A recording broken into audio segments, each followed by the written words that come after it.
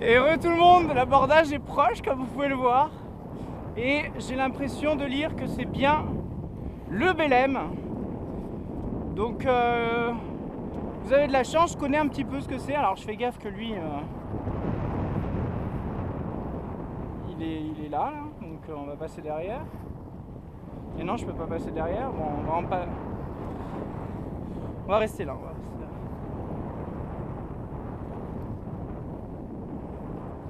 Et donc le Belém, qu'est-ce que c'est? C'est un bateau à voile militaire. C'est à la marine nationale, si vous voulez. Et donc la marine nationale qui est située dans leur base qui est située dans la rade de Brest. Et là vous le voyez bien, c'est joli ces images. Voilà, donc ils s'en servent pour faire des entraînements, et ils s'en servent aussi pour faire je crois qu'il y a des citoyens entre guillemets, et je crois qu'ils s'en servent pour faire découvrir un peu aux gens. Mais là, enfin voilà, il appartient à la marine nationale. Voilà. Regardez-moi ça comme c'est beau. Mais j'entends du moteur, hein. J'ai l'impression qu'ils trichent, hein. Ils avancent pas trop vite et en plus ils sont au moteur. Vous voyez, ils recrachent de l'eau sur le côté, ça. Oh là là, comme c'est beau. Regardez-moi tous ces gréements. Incroyable, hein, ces images. Avec la houle de l'Atlantique, là, oh là là, regardez là, la vague qui va s'écraser dessus.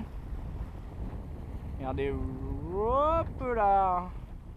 Elle passe dessous, ah, c'est super. C'est super. Je regarde mon cap, c'est bon. Belém, Nantes, il y a écrit. Donc bon, voilà, vous savez tout. Vous savez quasiment tout. Je peux vous parler de l'Hermione aussi un petit peu pendant qu'on y est. Donc l'Hermione, c'est un bateau qui a été... bon, déjà à la base, historiquement, l'Hermione, c'est le bateau qui a traversé l'Atlantique avec à son bord Monsieur Lafayette. Ah, vous voyez les petits enfants qui tournent autour là, dans le Zodiac. Donc avec à son bord Monsieur Lafayette pour traverser justement les États-Unis. Pour aller jusqu'aux États-Unis, pardon. Et enfin en Amérique, hein, plutôt. Et voilà, et donc bien sûr c'est donc un vieux bateau, hein, c'était à l'époque, et il a été reconstruit, il a été construit à la base à Rochefort, d'accord, donc bien sûr tout le coin qui a été construit par Vauban, etc. Et donc à Rochefort ils avaient construit ce bateau, et là il y a une dizaine d'années ils ont eu la bonne idée de vouloir refaire l'Hermione, reconstruire l'Hermione à neuf, mais tout en gardant les techniques anciennes. Donc si vous voulez, vous avez toujours les clous forgés avec une forge à l'ancienne, vous avez bien sûr les arbres qui ont été un petit peu cintrés, etc. Alors c'est pas fort. Voilà, ils ont essayé de faire le plus possible avec les techniques ancestrales dans l'endroit où il a été créé à l'époque en plus, donc au même endroit et avec les mêmes façons de faire.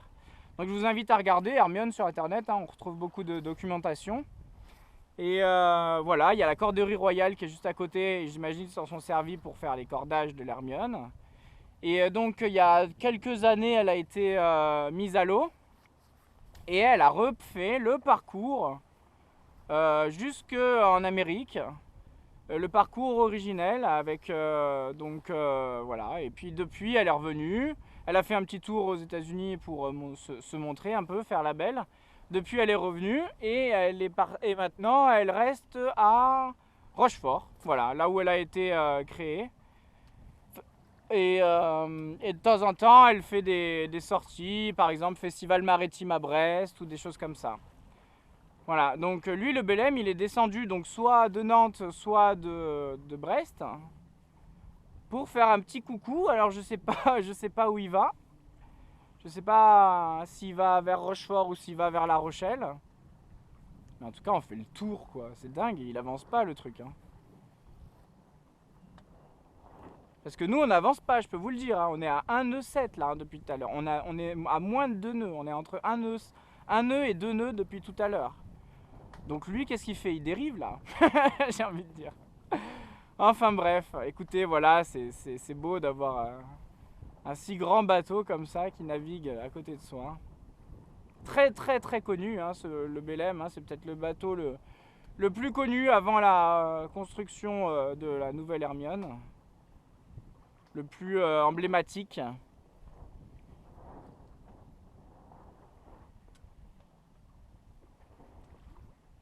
Donc voilà, il existe encore des vieux gréements sous le pavillon français qui naviguent toujours. Vous voyez qu'ils ne sont pas à l'abandon, ces navires. C'est ça qui est beau, c'est de voir que ils sont vraiment souvent en navigation, c'est ce genre de bateau, pour justement faire des représentations. Ils vont des fois même jusqu'en Méditerranée. Donc vous imaginez bien que pour aller en Côte d'Azur avec un bateau comme ça, ou avec n'importe quel bateau, il faut faire le tour de l'Espagne, détroit de Gibraltar, etc. Donc c'est vraiment des bateaux qui ne sont pas des bateaux musées, si vous voulez. Ce sont des bateaux qui naviguent toujours autant. Et voilà, on dirait que les voiles, elles ont 100 ans, mais pourtant, ça fonctionne. Hein.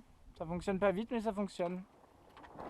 Voilà, alors j'ai envie de repasser derrière, c'était sympa. On va réempanner.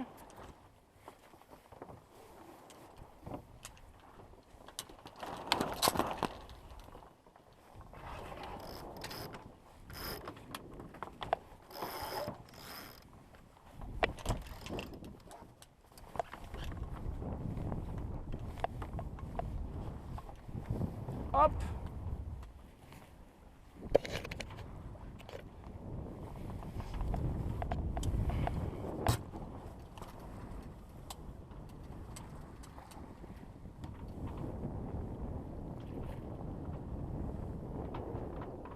Ah oui, il y a l'autre bateau là-bas, il faut que je fasse bien attention à lui parce que si on fait que des chassés croisés, ça va pas le faire. Regardez-moi ça, d'avoir ça devant son bateau, c'est pas incroyable?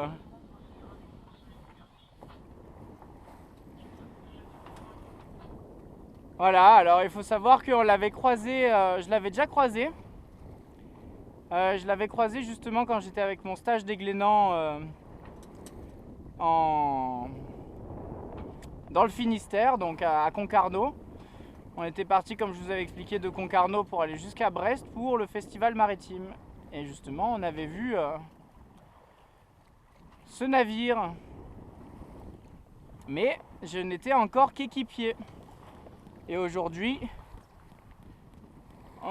chef de bord, en solitaire, dans mon voilier. Et j'ai la même... les mêmes émotions, les mêmes sensations, si vous voulez, que plus d'émotions, mais les mêmes sensations que il y a un an avec mon stage. J'avais aucunement idée que je pouvais me retrouver encore à côté de lui, mais à cette fois à la barre de mon propre voilier, donc c'est rigolo, hein, c'est rigolo. Ça rappelle un peu les souvenirs, comme à la bonne époque. Vous voyez à l'arrière, on voit la barre à roues en bois avec... alors je sais pas ce qu'il peut voir. J'imagine qu'il a des personnes sous son commandement pour lui indiquer justement s'il y a des bateaux devant, etc. Alors là il y a monsieur, alors du coup on va réempanner, on va pas risquer quoi que ce soit. Pour ça serait trop dommage. On n'est pas des touristes alors. Que là ça serait vraiment un petit truc bête quoi. Hop. Voilà pour celle-là. Celle-là elle veut pas passer. Voilà pour celle-là. Hop.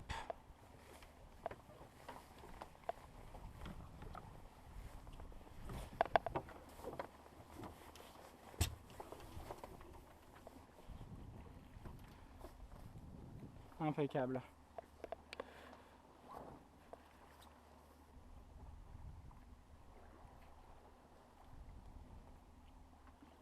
Voilà, qu'est-ce que je peux vous dire d'autre?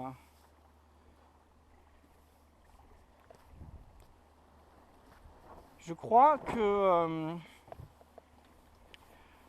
j'avais vu une émission de donc C'est pas sorcier. Ils ont fait beaucoup d'épisodes intéressants sur la voile. Il y en a au moins 3 ou 4 différents. Et du coup, ça permet de vulgariser, comme d'habitude. Cette émission est géniale parce qu'elle permet de vulgariser des trucs un petit peu plus un peu techniques. Et je crois que notre cher, comment c'est du coup, c'est Fred. Notre cher Fred, il était à bord de ce voilier et on le voyait faire des manœuvres, si je me rappelle bien. Donc voilà, je vous invite à regarder ça si vous voulez voir ce bateau de plus près. C'est pas sorcier, vous tapez c'est pas sorcier Belém, si c'est vraiment ce bateau là, ça sortira direct. Voilà, je sais qu'ils en ont fait une avec le trimaran de Banque Populaire, donc avec un grand trimaran de course. Donc ça aussi c'est intéressant de voir un petit peu si vous vous intéressez plus à ce genre de bateau.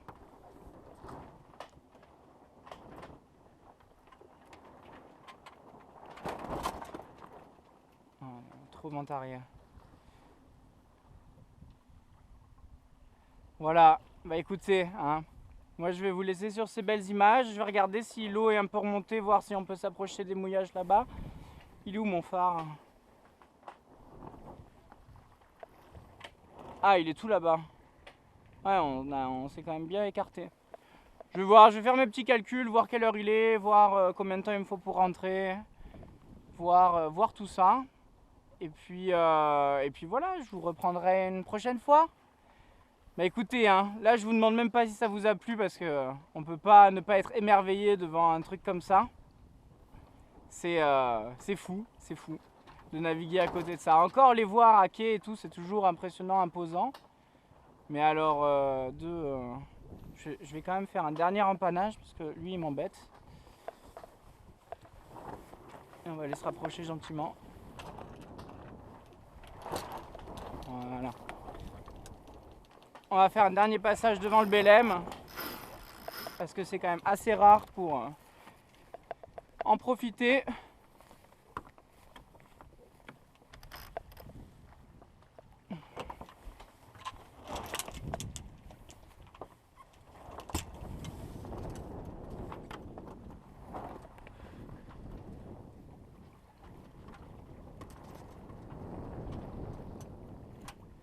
Un joli 3 mâts.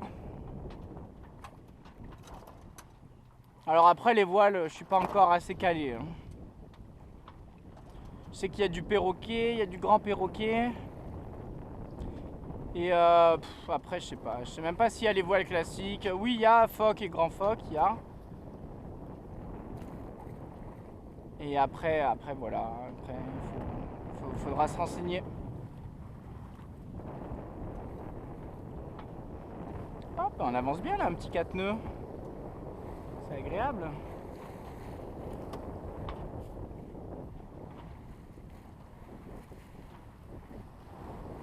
Voilà. C'est vraiment appréciable.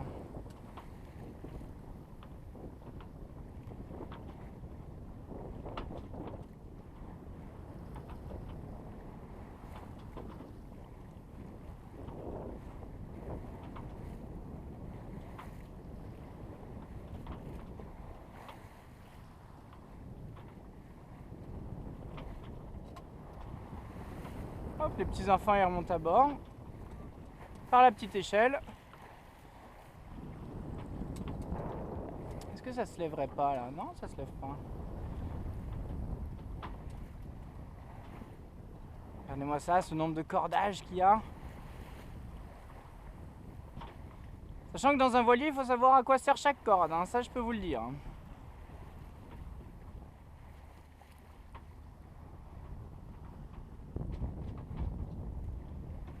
Chaque cordage a son utilité.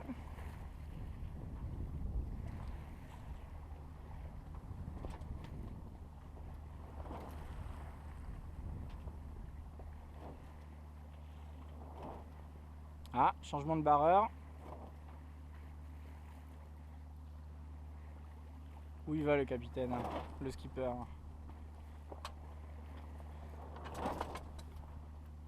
Ah là là, c'est magnifique.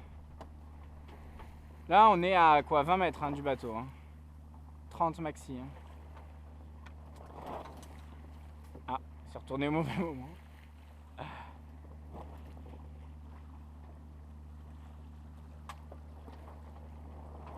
Ah.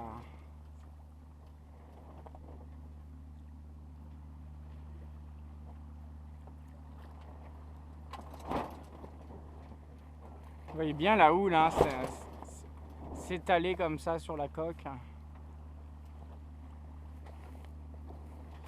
Non, ils disent pas bonjour les militaires.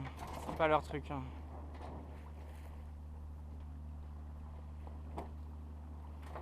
Alors peut-être il faut faire, j'ai appris que pour saluer la... Attendez, je regarde juste combien de minutes. Ouais, 16 minutes, et ben on va se quitter là-dessus. Je vais vous apprendre quelque chose. Vous savez, on a les petits pavillons qui s'accrochent en dessous des barres de flèches avec le petit pavillon français. Et donc la hauteur... Non, c'est tout en haut le pavillon, je crois. Et donc la hauteur du drapeau, en fait, si vous voulez, votre pavillon ne doit pas être plus haut que une personne plus importante. En fait, c'est plus la personne est importante, plus son drapeau est haut. Et du coup, pour les saluer, attendez, je vais reprendre un vrai cap parce que là, ça tape dans tous les sens. Voilà.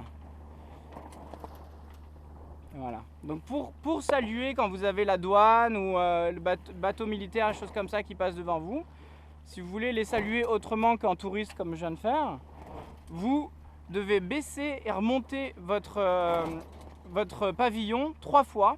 Une fois, c'est le salut normal entre tout le monde. Et 3 fois, c'est pour un salut militaire. Donc voilà.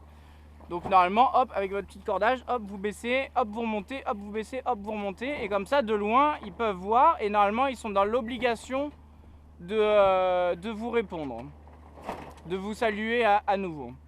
Donc voilà, moi j'aimerais bien faire ça justement pour voir s'ils le font. Donc là, on va pas le faire. Mais pour la prochaine fois que je croise les douanes ou quoi que ce soit, il faudra que j'installe ce petit pavillon. Alors il faut bien que je me renseigne parce que vous savez, c'est des indications, donc il ne faut pas se tromper.